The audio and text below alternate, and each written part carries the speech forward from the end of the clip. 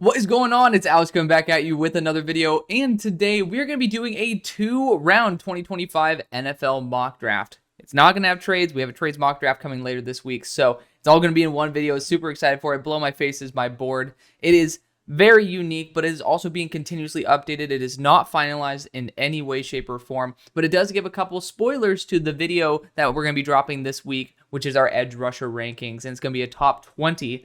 I think it's going to be actually 21, but between you and me, and I'm super excited for it. I hope you guys are as well. Would love you guys joining the community. We're on our way to 15K, just breached 14K, so super excited for that. Let's get into this. Let's have a great time. If you guys do want to support me, feel free to go over, and actually, you don't even have to spend a dime on me. You can actually use that link in the link tree for UnderDog Fantasy, or just use the code HAILMARY. It sends me $60.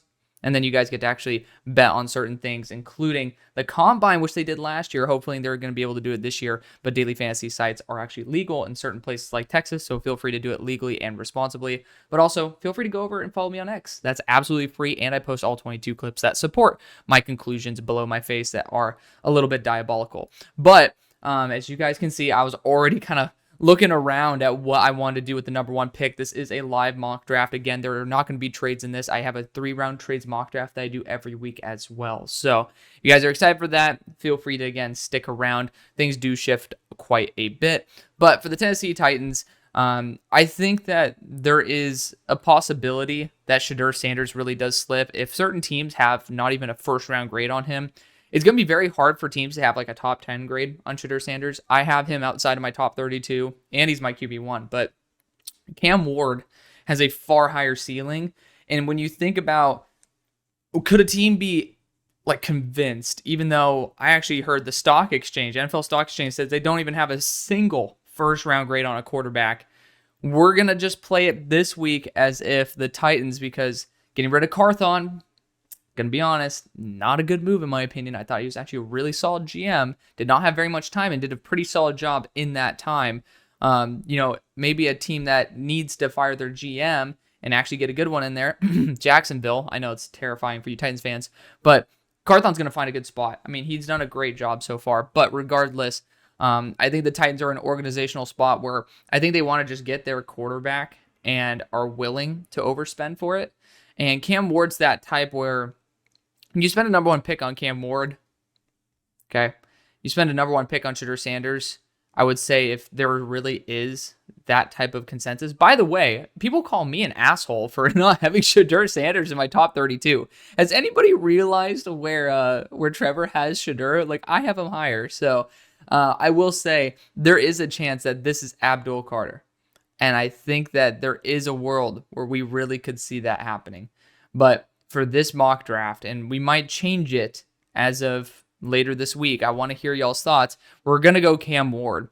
I ended up describing why I do think that Shedeur Sanders is a better fit for Brian Callahan, and it's primarily based on similar, I can't say skill set because Joe Burrow is so much better, but a similar archetype to what Callahan has had success with. Cam Ward, a little bit closer to what Will Levis has, which is some processing slip-ups, great arm talent, etc.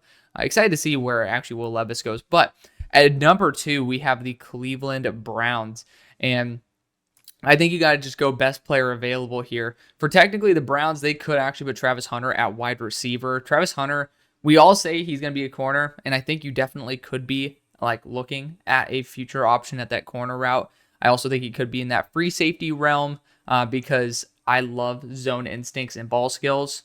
And he's not the best athlete on planet Earth, but he's a smooth athlete, and I love, like, it's not something I think is logical, right? You don't draft Travis Hunter and say, oh, my dream is to put you at safety. But man, can you just imagine it? Like, I really do think he'd be the best safety, free safety, that being, in the NFL if he's really put in the right spot. But, I mean, you guys see where I think of Travis Hunter. I am a little bit more on the reserved side of Travis Hunter. But for the Browns, I do think that you guys are looking at a multitude of positions. Luckily, a lot of them are available at the top of the draft. I do think that the flexibility of Travis Hunter and just getting good players on your team is more important than anything. And going best player available is probably the smart thing to do. A lot of people believe that Travis Hunter is the best player available. For the New York Giants at pick number 3, people were like, oh my God, Shedeur Sanders is here. Deep down, I want to skip out on him. I don't know if I can, though. I don't know what's up with Malik. I think you guys can actually describe it better than I can, but he was asked very recently, like, what his thoughts were on Shedeur, and I think he had New York Giant cleats or something New York Giants affiliated, and he said no comment. Unique thing to say. I'll just put it that way. Unique thing to say. But I do think that the Giants' primary objective, with their front office being on the shortest of leashes possible, is ensure that you have a high floor quarterback. And that is what Shedeur has.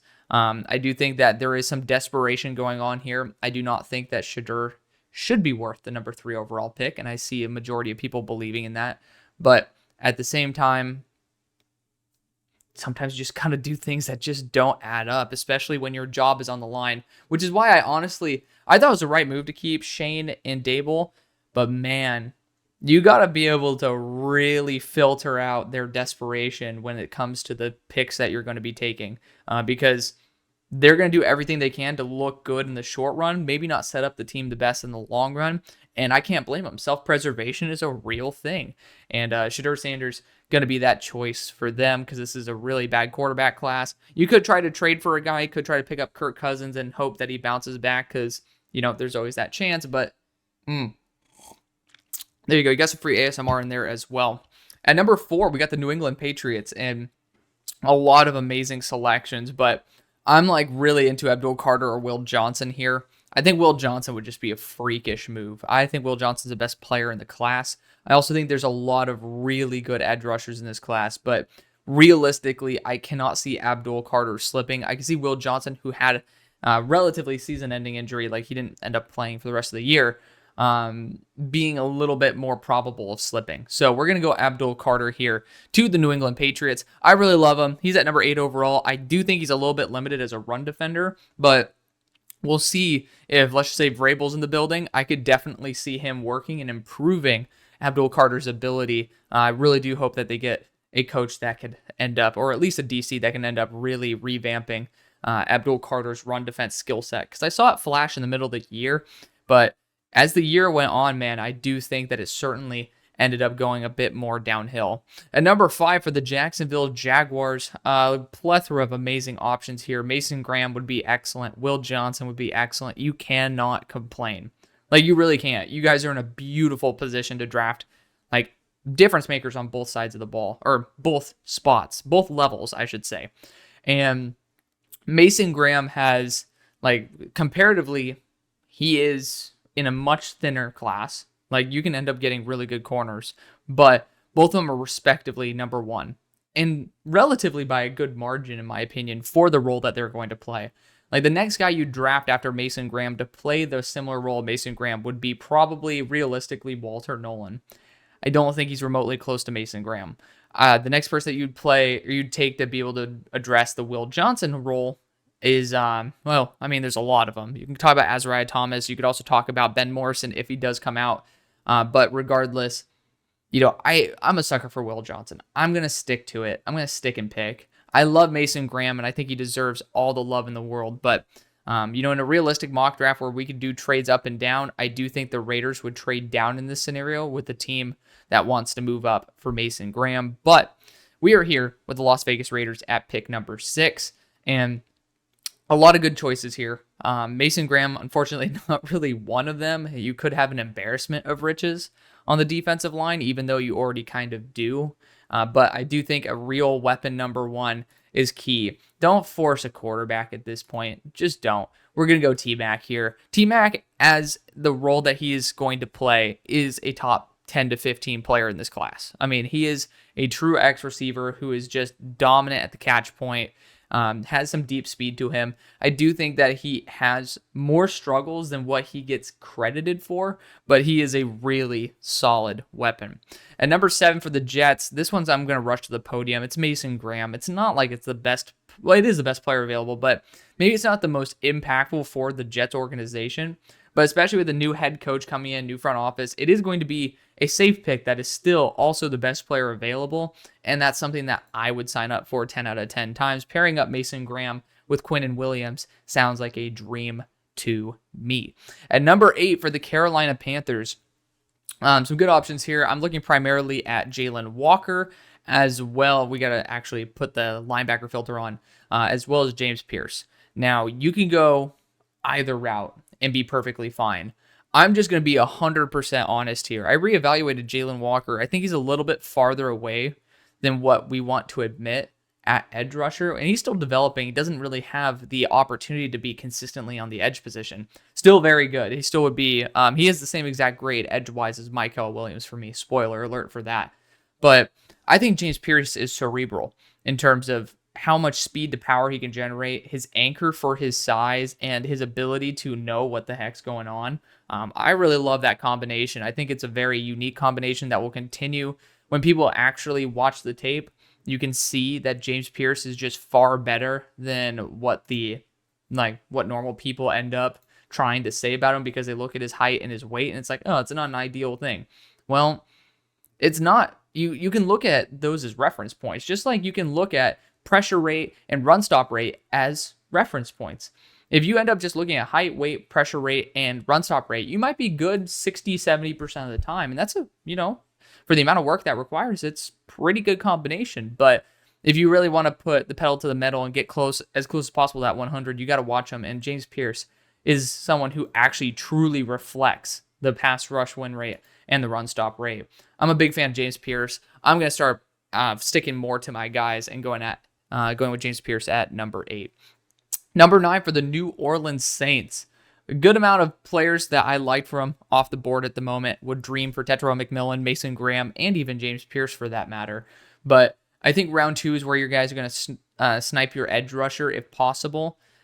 I mean, it's crazy to see. Like Tetairoa McMillan, you could substitute with Ashton Jeanty, and I wouldn't blink an eye.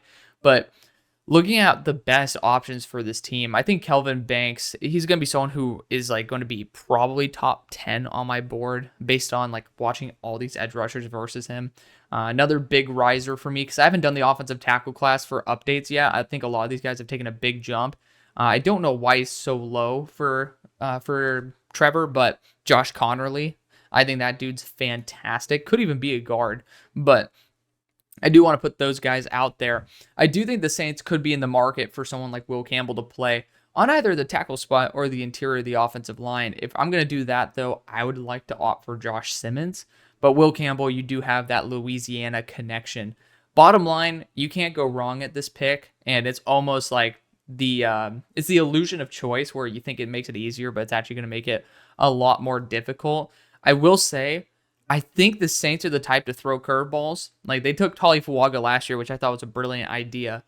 And if you look at the archetype of offensive lineman that Fuaga is, and I think he's more talented than the player I'm thinking of taking at this spot and throwing a massive curveball here.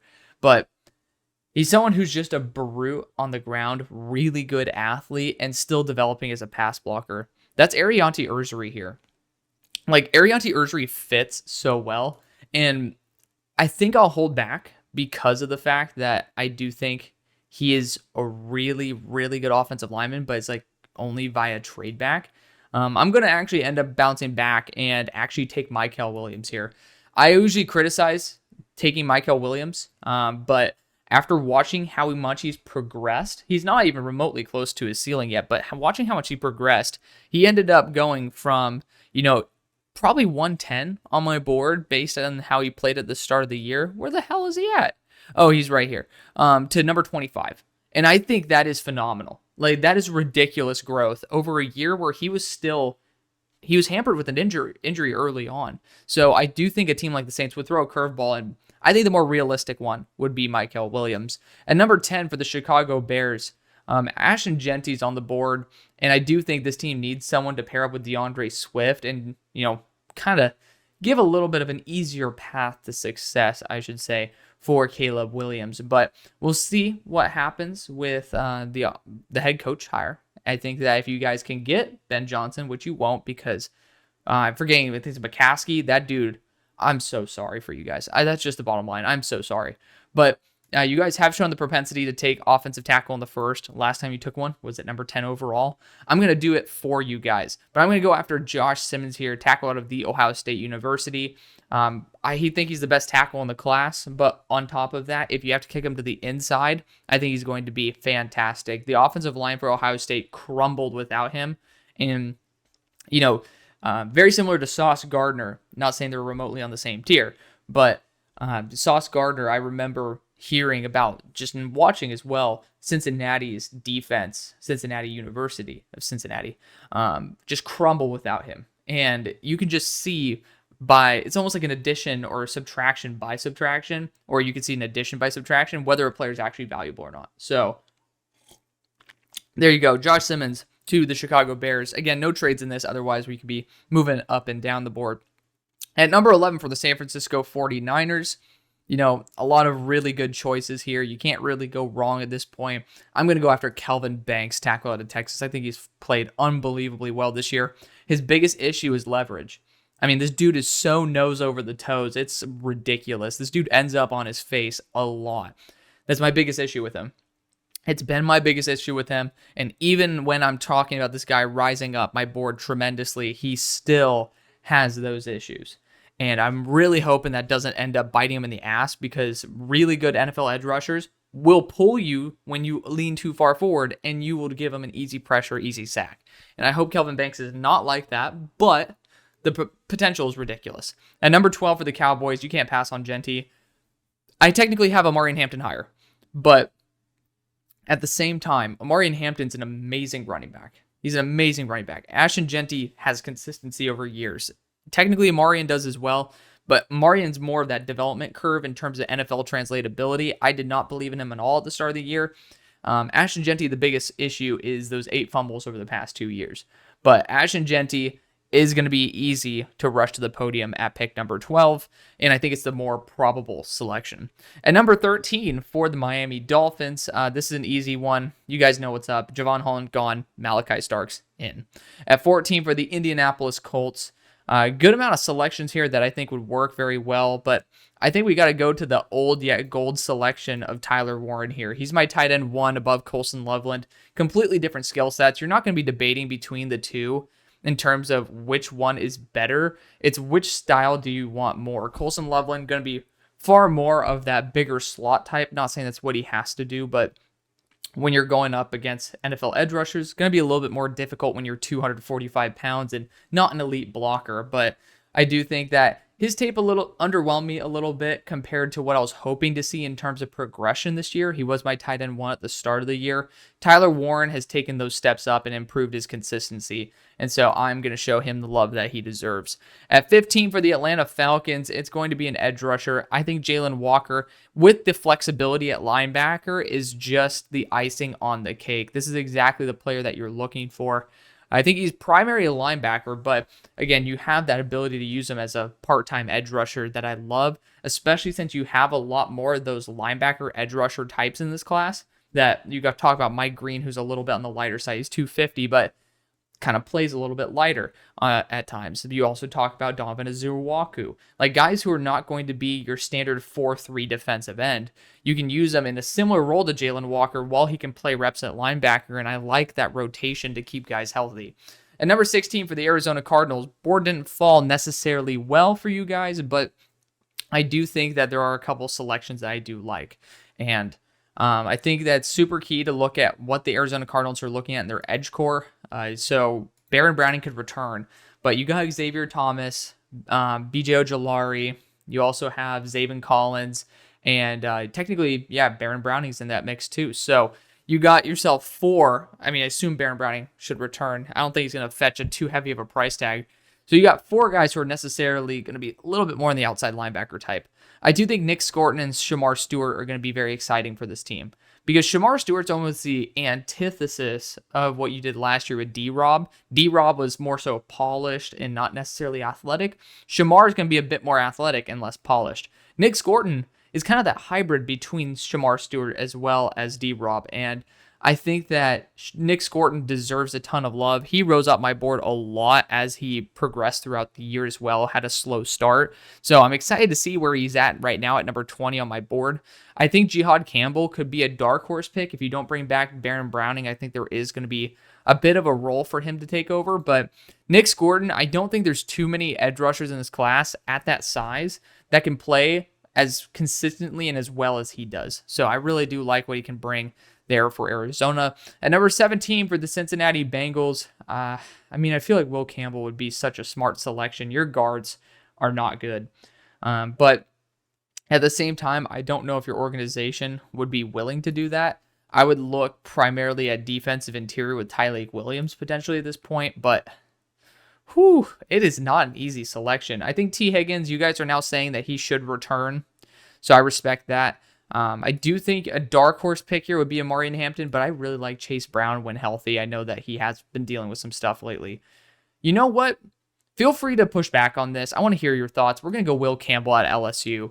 I think the value is too damn good. He's a top 15 player for me, even like with the concerns. I think he could be a really, really good guard and a solid tackle at that. So you get yourself a really quality player there at 17. At 18 for the Seahawks, would have been my dream to select Will Campbell. And Urzuri's just my guy for you guys. I've heard some rumors about Geno Smith possibly being available. Please let me know about that, because I don't know what the hell is going on, but I'm going to admit I'm a little bit more in the dark about that than most people. So please feel free to let me know about that. But Urzuri needs some time at guard, most likely. I think that's going to be beneficial to you guys in the short run, as well as the long, as he develops into a quality offensive tackle. At number 19 for the Texans, I think wide receiver is going to be key to this team. I really do, especially with Diggs not going to be back. Tank Dell not going to be back next year. Maybe ever. Based on, that's ridiculously hard to come back from. He could, but just the odds are stacked against him. But primarily right now you have Nico, who is not necessarily reliably healthy, but very talented. You have a wide receiver core that is definitely more skeletonized than what was thought coming into the year. And coming into the year, people thought this could be up there with the best wide receiver cores in the NFL. And it had that potential. Of course, injuries really did bug the entire receiving core. And so we're going to go after someone who is reliable, who is going to be a little bit different than the archetypes that you do have there in Luther Burden. At number 20 for the Denver Broncos, I think the quick option here is Colston Loveland. It's just the quick and easy choice. You guys got rid of Dulcich. You bring me in Loveland. There's not many great tight ends in this class that could really match that kind of talent. So it just seems like the easy choice to me. Tampa Bay Buccaneers at number 21. I saw Mike Green to them, and I thought that was actually a really unique option. I think it was Bengal who did that. Look at that, me giving Bengal credit. I know, I love Bengal. I really do hope that there was some bullshit shenanigans that an immature me did back when I started the show. So that's on me. But there's fake BS beef there. And I hope that one day we get to get over it. Hopefully Bengal's over in Mobile this year. I'm praying to God that he actually gets the chance, because I really would love to be able to hit the bars with him. I do think that, because Broshmo and I are going, we're staying in the same hotel as Marcus, by the way, that franchise guy. So spoiler alert, I guess I wasn't supposed to say anything, but stays between us. We're going to get some content there. But regardless, we're talking about the Buccaneers right now. I'm like, what are we doing? Regardless, I do think it's very interesting to think about. I do think in round 2 you could get some edge rushers of that talent, but I don't know if you're going to be able to get Jihad Campbell. I think Jihad Campbell is kind of like that dream weapon for a lot of teams. By the way, yes, I know that you guys see at number 3 overall what I have there. I am very much aware. But Jihad Campbell is realistically a first-round player, both as a linebacker as well as an edge rusher, but I really do think he lacks as a linebacker because he lacks is a very big stretch of a term. He is more lacking as a linebacker than an edge rusher, because I think he was coming into Alabama, he was the 3rd highest edge in the country, and he just got moved there because of the quantity of dudes. And so he is kind of an edge playing at linebacker, and I really do think that is a key distinction to make versus Jalen Walker, that I felt was more of a linebacker that also had some edge reps. Pick number 22 for the Pittsburgh Steelers. I'm starting to get to the point where Emeka Egbuka is a realistic option, but I really do think corner is super key. I have Benjamin Morrison returning in all of my mock drafts until he declares. I just think he's a true junior coming off an injury in a pretty deep corner class. I just don't think it's going to be happening. So keep that in mind as well. That's why I'm not taking him. But for the Pittsburgh Steelers, we need a quarterback. I just don't think any of them are worth it. Will Howard's technically my next best quarterback, and he is. And again, this is still being updated. I want to put a big asterisk there. Like, where's Will Howard? Will Howard's somewhere in here at number 89 on my board. I'd lose my shit if the Steelers took a player, even though I like him, at number 22, 89. I'd lose my shit. But regardless, I think this is, like, there's a couple picks that make some sense here. You could talk about wide receiver, Emeka Egbuka. I do think we also have a very talented scouting department that can end up, we've had it in the past, taking guys outside of round one. The majority, if not all, of recent memory good receivers that we've had have been outside of round one. So we have a talent for that. Stick to your strengths. Omari Hampton's a good pick here. And I love Najee. I love Tyler. I mean, just having Warren and Harris on our team is awesome. I think Hampton could be transformational. And it's going to be unique because people aren't going to like it. But again, I just want you guys to remember there are 7 rounds. Like, we can address multiple things. And there's also free agency. So we can bring back Dante Jackson technically. We really want to. I mean, when healthy, he's been solid. But I do think that cornerback is something we need to address in the draft. I've taken Trey Amos to this team a billion times, but I want to change things up. We're going to go Amari and Hampton here out of North Carolina. My RB1 in the class. I've never seen growth at the running back position the way I have from Hampton. I really do think he's a cerebral mind, and I don't know, and probably don't think he's going to be there at 22. I think that the odds are higher that Genty and Hampton are gone at/before pick 12, so before pick 13, than they are with going past, like any of them going past pick 20.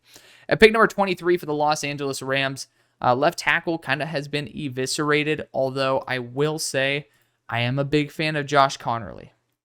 I do think it's a dark horse position to take for the Rams, but I will be electing to go after that corner route with Trey Amos. I really like Trey Amos on this team. He looks good with blue as a primary color as it is. Let's just change it from like a baby blue and bring it down a little bit, a couple notches there to the Rams. By the way, I bought myself, don't tell my girlfriend this, but I bought myself an Aaron Donald jersey, which if you guys don't know, go to NFLshop.com and sort those jerseys by the least expensive.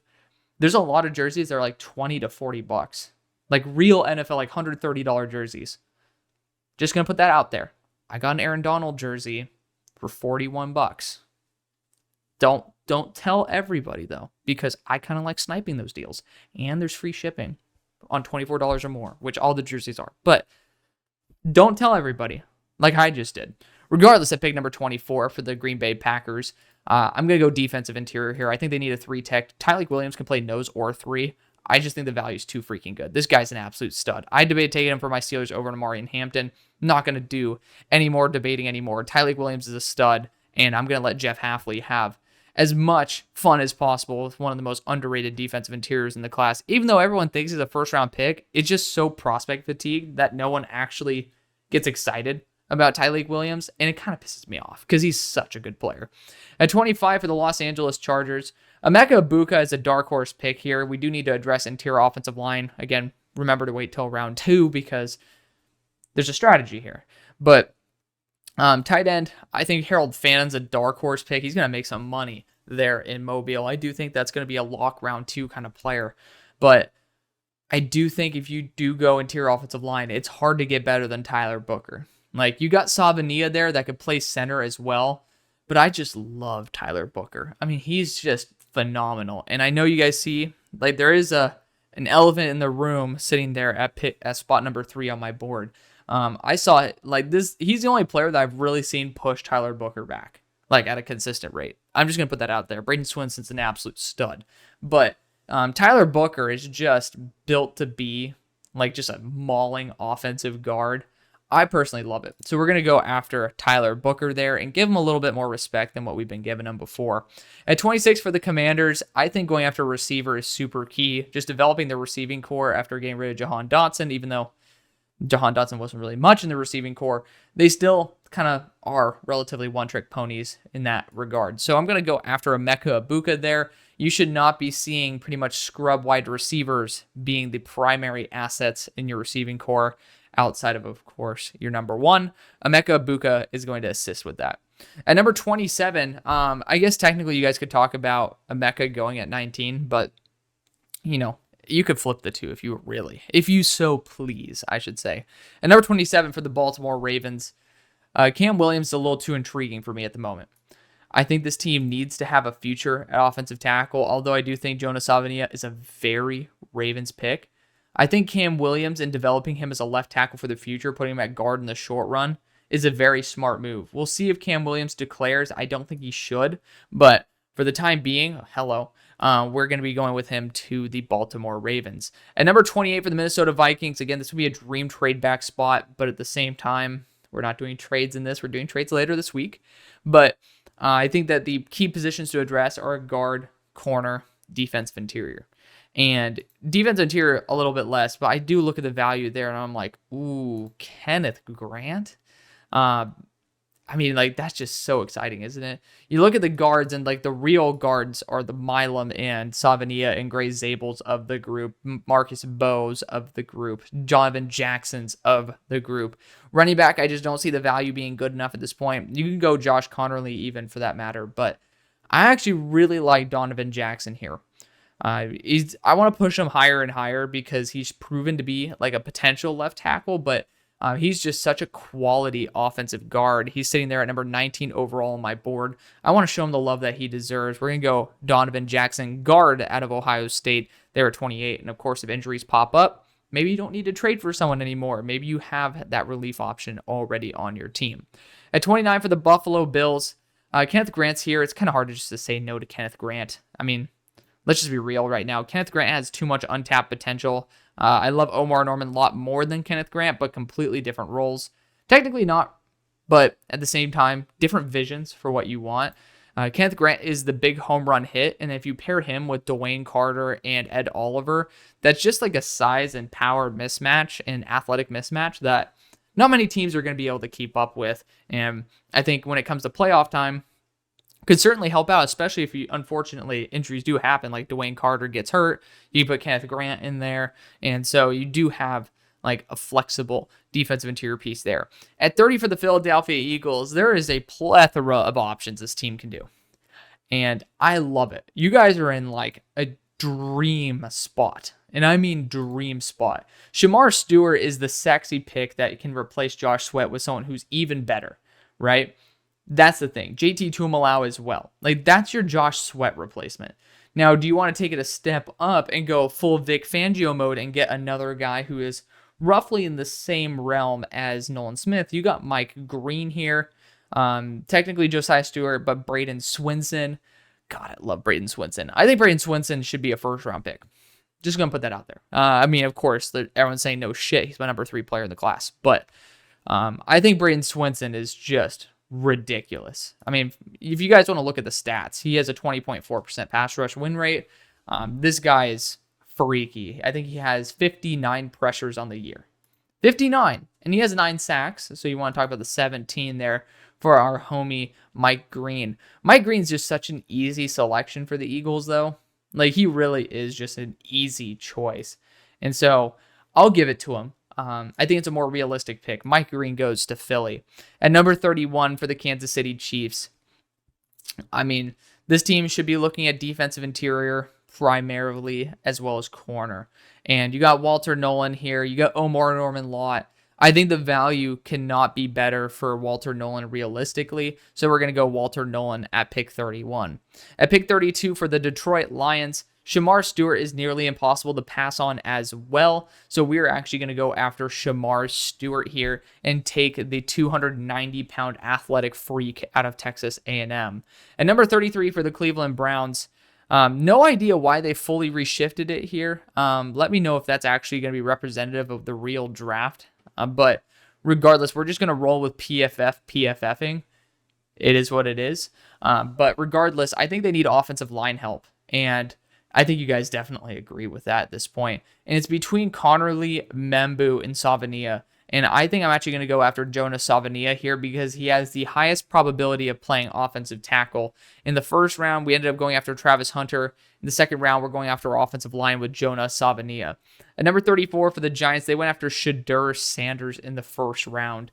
And I do think you could try to go after Josh Connerly here as well to play offensive tackle for you. Technically offensive guard as well. When your offensive line is healthy, I think it does a lot better than what people give it credit for. I'm having Ben Morrison return in this, so I will be looking also at these corners. And I love Azariah Thomas. He does feel a lot closer to Deonte Banks than maybe someone like Darian Porter or Siobhan Revel. But I do think it's a high probability that Siobhan Revel goes before them. So we're going to go after Siobhan Revel there. At 35, we're back with the Titans, who ended up going Cam Ward in the first. And we got lucky because Josh Connerly fell to us here, as well as Armand Membu. And then, I mean, Jack Nelson needs to be in this mix as well. Jack Nelson gets forgotten very easily, even by myself. But Josh Connerly is a stud, and he could play guard if you need him to. I don't think if he fails, then, well, you got another Skoronski project. But really athletic, used to athletic quarterbacks as well. Will be a project to move him to right tackle, but you also could move JC to right tackle.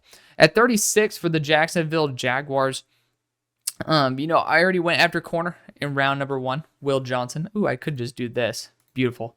Thank you, PFF, by the way, for doing that. I mean, it saves us ripping our hair out, having to scroll up and down and forgetting guys that we've taken. I'm actually going to go Wyatt Milam here. I do think that he's going to be a top 40 selection, and so it's the right thing to do. 37, Vegas Raiders. You guys took T-Mac in the first round. I think at this point, it would be hard for you to pass on Jalen Milroe. You could go after running back or something, but I do think that you guys would take the risk on Jalen Milroe. I think maybe wait until round 3 for Will Howard might be a better return on investment. But if you are kind of in for the long game, Jalen Milroe might be the better choice. At 38 for the New England Patriots, we took Abdul Carter in the first round. And you still could go after a wide receiver. You still could go after offensive tackle here as well. I love Armand Membu, but Jack Nelson, I don't know what the hell is wrong with people not liking Jack Nelson. I'm just being real.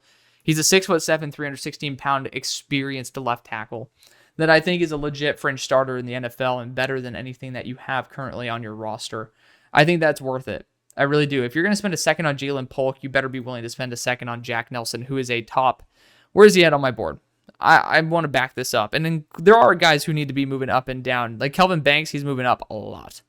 So spoiler alert on that. But he's somewhere in this mix. I can't even find his name. But regardless, he's in there. Really good player, nonetheless. And number 39 for the Chicago Bears, defensive interior and guard, going to be key. We took Josh Simmons in the first. So I think the best value, probably going to be Omar Norman Lott. Penetrator, high upside, number 2 defensive interior in the class, just a little bit more raw. I think he's a fantastic player, and you get him to pair up there. You have a legit defensive interior that people can fear now. I love that. Gervin Dexter, Omar Norman Lott. Call it in. And number 40 for the New Orleans Saints. I don't have to scroll up anymore, Alex. There we go. We got Michael Williams there in the first. And I do think that's a very Saints move. I think you guys would agree. We're going to go Elikai Maynor at this point. I think he complements Rashid Shaheed also in that offense, but also Chris Olave very well. It is a very well-rounded receiving core if you bring him in, and it helps out everyone. At 41 for the Chicago Bears, could go offensive line again. Marcus Bowe would be a great choice at this point, but I really love Armand Membu here. Get another tackle that you can move into guard. And a lot of people believe that he's a first-round legitimate guard, and I think that's perfectly reasonable. He was one of my favorite players off the bat, so we're going to show the love to Armand Membu and put him to guard. At number 42 for the New York Jets, Armand Membu would have been my dream pick there. Unfortunately, I just sniped him from myself, but we took Mason Graham in the first. Do we have another tackle here that I like? Not who's going to play right tackle. So I do wish that we had Armand Membu available, because I would have tested him out at right tackle there for the Jets and probably put him to guard if need be.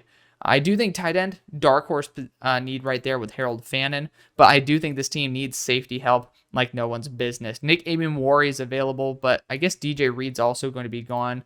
If DJ Reed's going to be gone, let's go after Darian Porter here. 6'4", 200, quick feet. Good pickup there for the Jets. So they could fix up the defense there. The Niners at 43. I don't think that I love Jahdae Barron, but it just doesn't fit the Niners at all. We already ended up going after Kelvin Banks, and so you pretty much are playing with house money at this point. I do think another edge rusher is going to be very, very valuable. And JT Tuimoloau is just consistent. Jack Sawyer is awesome, but JT Tuimoloau, I think, is the better of the two. Most people think the other way around, but I just rewatched JT as well as Jack, and ended up coming away with JT still being my favorite. At number 44 for the Dallas Cowboys, we ended up taking Ashton Jeanty there in round 1. I think TJ Sanders is a perfect fit for this defense, so you're placing him in Osa Odighizuwa's role. He plays very well for that size. We're going to go with TJ Sanders. At 45 for the Denver Broncos, I'm tripping. Indianapolis Colts, we got Tyler Warren in the first. Here at this spot, 45, I do think an edge 2 is an underrated position. I think defensive interior is an underrated position. You can't really go wrong. And so I honestly would be intrigued with going Jahdae Barron and moving him to safety. It's a crazy proposition, but a lot of people do think that he could be a slot or a safety. It's probably my least favorite pick that I've done so far. I'm just going to be 100 with y'all. Offensive line, I think you're okay. I don't think that this is a second round pressing issue. I do think actually with the quality of edges available, this might not be bad. And you guys love technicians who also have power.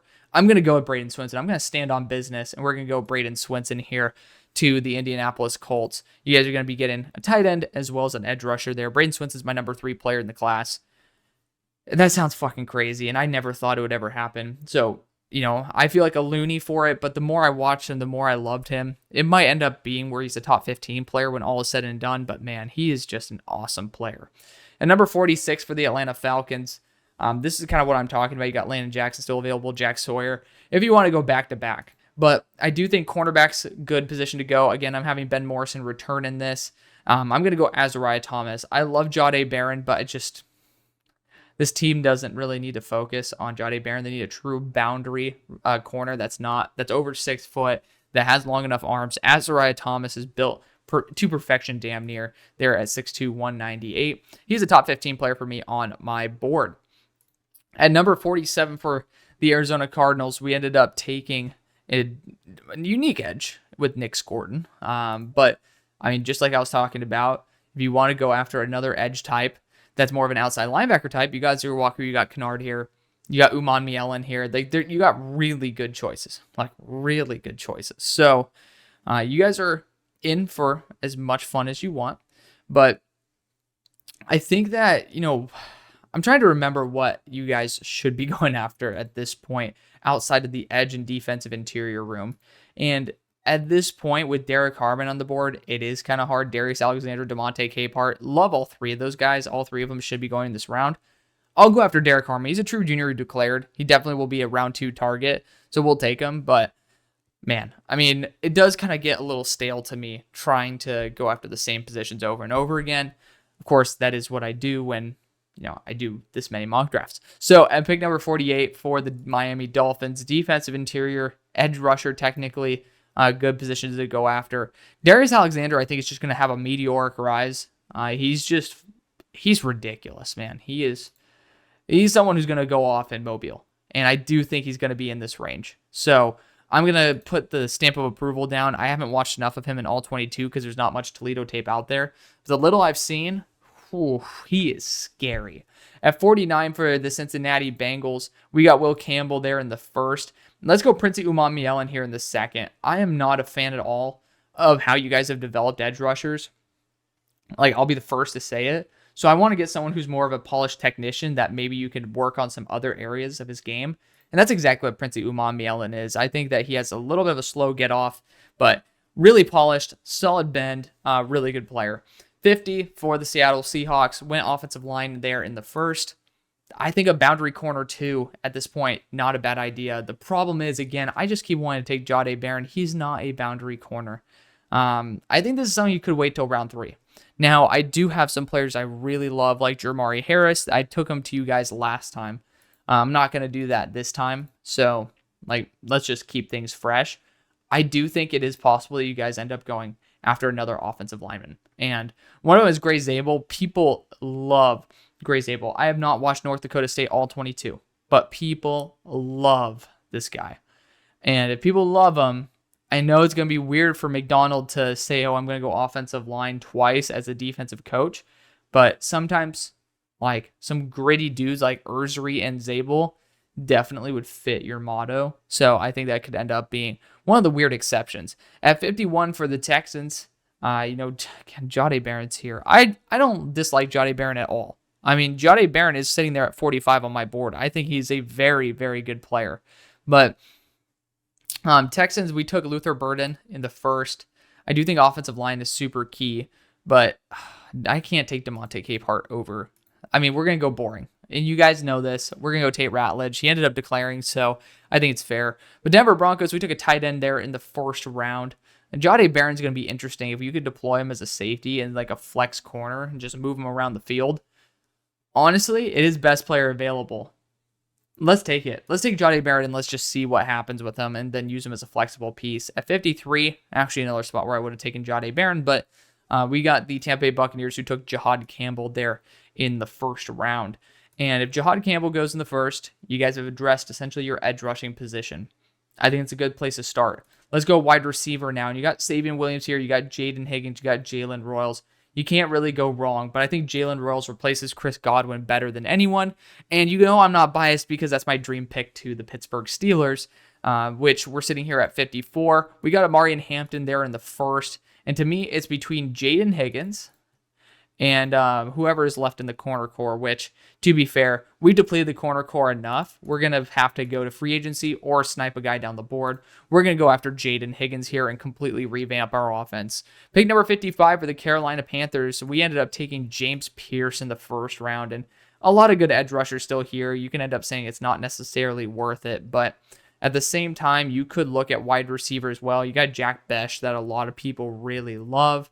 A lot of really good players like Ricky White. I don't know why people don't love Ricky White at the moment. It does kind of makes me scratch my head a little bit because I think he's fantastic. But again, I mean, why is quarterback a need on here, PFF? Like, hello? Tight end's an underrated need on this team. You got Ja'Tavion Sanders. Harold Fannin could be that choice. But I'm just going to be real. It is an underrated position to target. It is.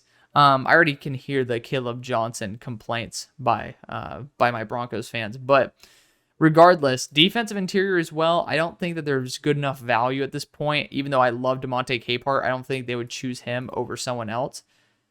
This is a tough position. Very tough position. I think you could go after a boundary corner as well.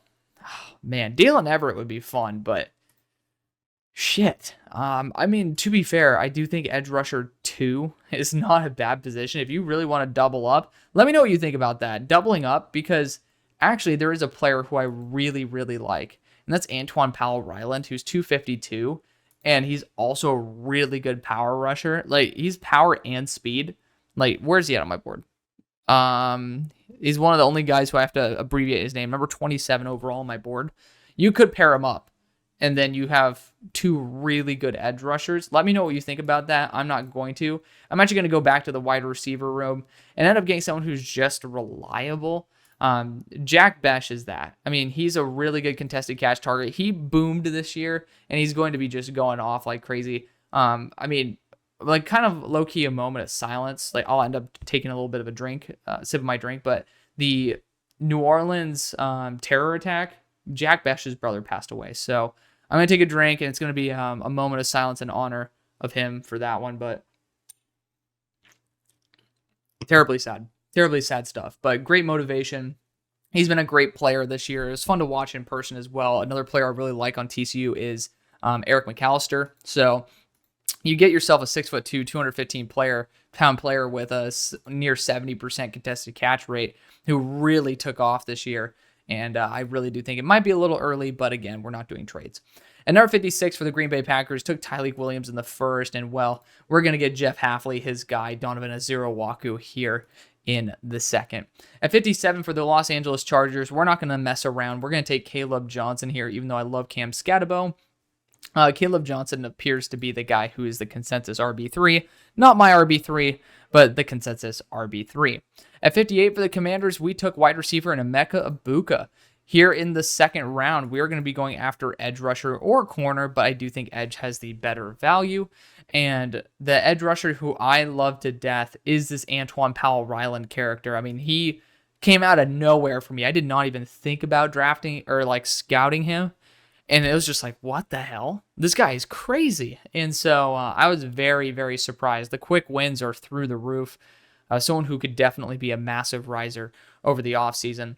At 59 for the Baltimore Ravens, we already took Cam Williams at number 27, kind of just like best player that fell to us. I do think that you guys have a tendency to draft just, the best player available. And so you could go after a true boundary corner too. Dalen Everett feels like a Baltimore Raven, a little bit more athletically capped, but he's very physical. He's a very talented player as well. But we're going to pass on that again. Ben Morrison returning in this mock draft. We could go edge. I do think that you can get yourself some extra talent, some extra beef on that line with someone like Jack Sawyer, and that might be worth it at this point. I think it should be. Yeah, Jack Sawyer is going to be the pick because I do think that you're going to be seeing him as a threat over the next 2 picks as well. So we're going to be taking him and disarming the Bills from getting a great player, which the Bills already got Kenneth Grant, which is a great start. A couple other positions to go to. I do think safety, Xavier Watts, that's a really fun one. Getting a ball hawking safety is always going to be super valuable. So we're actually going to push Xavier back into the second round. And then our other selection, because we got 2 defensive picks, we could go to the wide receiver room here. At the same time, I do feel like Josh Allen is that type of player where you're like, Josh, can you hold the fort down while we fix everything else with the best value? And he'll be like, all right, just do it. And so we're going to go Tyler Barron here. Tyler Barron's been fantastic. I like to click on these because you guys also get a quick glimpse into the type of player they are. Tyler Barron's 260 pounds, is built to be a 4-3 end, and it worked the last time he went to Miami. Let's do it again. At 62 for the Philadelphia Eagles, I think the value is too damn good to pass on Harold Fannin Jr. I mean, the value is just perfect. Mason Taylor is a dark horse pick, son of Jason Taylor. Gunnar Helm is a fun one too, though. Gunnar Helm is a really good blocker. I can honestly low-key see Gunnar Helm being worth the selection over Harold Fannin, but we're going to take him in as a way to give a massive middle finger there to the Chiefs, where if Harold Fannin goes to the Chiefs, I'm going to rip my hair out. But for the Chiefs at pick 63, we ended up going Walter Nolan in the first. By the way, I want to double check. We got Mike Green for the Eagles. Cool. So defensive interior, I think, is probably next, but corner's super key. And at this point, I'm actually going to go with Jermari Harris out of Iowa. I think this team's willing to take a player that maybe not a ton of people love, but is someone who I love to death. My number 36 player on my board, Jermari Harris. At number 64, and ending off this draft, we got the Detroit Lions, who took Shamar Stewart there in round number 1. Not many more positions I really think need a ton of attention, so I'm going to kind of like focus on maybe where you could end up, pushing a little bit more value. I do think receiver is an area where you could try to get a little bit of value. Offensive line is always valuable, but I do think Christian Mahogany has a strong role on this team. Now, you could try to address interior offensive line with another player like Marcus Bowe, and then kind of like have him and Christian Mahogany as a nice 1-2 punch. But you know what? I really like that. Let's give our shout out to our friend of the show, Marcus Bowe, and take him there at number 64. He's going to be kicking into guard, but also has that tackle flexibility. And he has even said to me in private that he is perfectly fine trying out at center because he's never done it before, but he says he won't back down from a challenge. So love that for him. Love you. See you on the far side. Peace.